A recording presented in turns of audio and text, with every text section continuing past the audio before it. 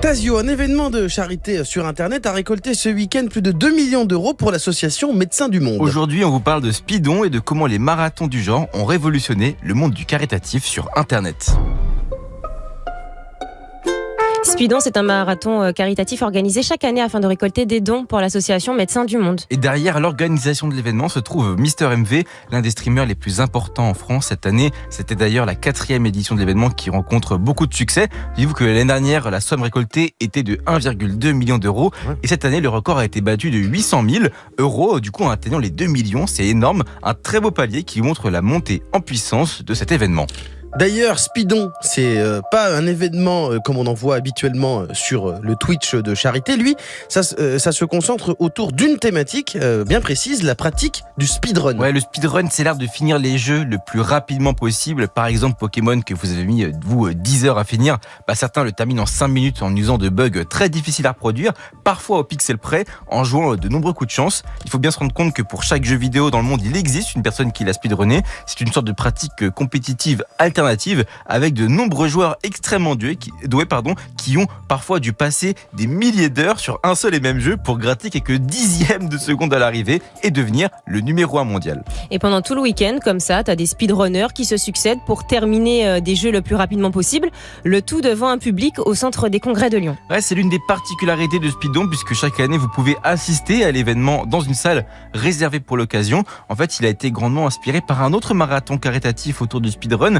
l'AJDQ, qui est un événement anglophone très suivi à l'international. Ce genre d'événements sont en fait une magnifique mise en avant pour le monde du speedrun qui est parfois méconnu alors qu'il est très spectaculaire à regarder. Alors c'est cool d'avoir Speedon en France pour tout simplement mettre en avant les speedrunners tricolores, quoi. Alors il faut aussi ajouter que Speedon n'existerait pas non plus s'il n'y avait pas eu de The Event. Ouais, absolument, le The Event c'est le marathon caritatif numéro 1 en France et même dans le monde avec ses 10 millions d'euros récoltés en 2022, bien qu'il soit malheureusement actuellement en pause. Mister MV qui organise Speedon est un habitué du The Event et Zerator qui organise le The Event, est lui aussi un habitué de Speedon qu'il vient commenter régulièrement. Il était là ce week-end par exemple. En gros, il y a une espèce de cercle vertueux qui a permis à de nombreux créateurs et à leur communauté de créer et s'investir autour du monde caritatif. Selon toi, on peut même parler d'une petite révolution, Tasio. Absolument, parce que historiquement, les jeunes composent la partie la plus minime des donateurs en France.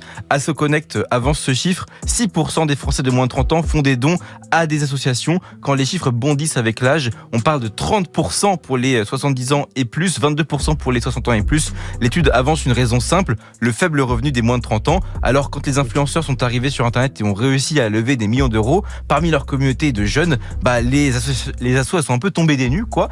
C'est une inversion totale de ce qu'on connaissait jusqu'alors et c'est pour ça que c'est une révolution dans le milieu. On a compris que les jeunes pouvaient donner, il faut simplement trouver les bons canaux pour s'adresser à eux. Et depuis cette prise de conscience, la scène caritative a complètement explosé sur Twitch. Peut-être même, à ton avis, un petit peu trop.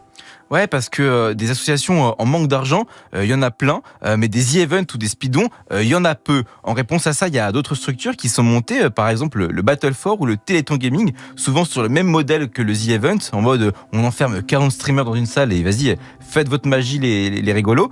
Des assos ont elles aussi pris par le taureau par les cornes. On peut penser par exemple à l'association 30 millions d'amis. Et j'avoue que même si je trouve ça bien de récolter de l'argent pour des associations, parfois ces événements finissent un peu par ressembler à des usines à donation, ils perdent un petit peu de leur âme. Ouais, on a même déjà vu à l'international des cas où c'est des échecs en fait complets avec des événements qui n'étaient même pas rentables. Hein, ouais, je pense à un gala de boxe en live entre créateurs organisé par le streamer iDubbbz qui a carrément perdu de l'argent à cause de l'organisation au lieu d'en gagner, alors qu'à la base c'était censé lever des fonds pour une asso un peu la tuile, quoi. Et c'est pour ça que selon moi, avec Speedon, on se dirige vers une forme plus saine des lives caritatifs qui laisse tomber le côté usine qui avait d'ailleurs saoulé Zerator. C'est certainement pour ça d'ailleurs que les Event est en pause, pour proposer un événement axé autour de la performance et de la prestation. Et qui sait, peut-être finira-t-il par battre le record du The Event un jour.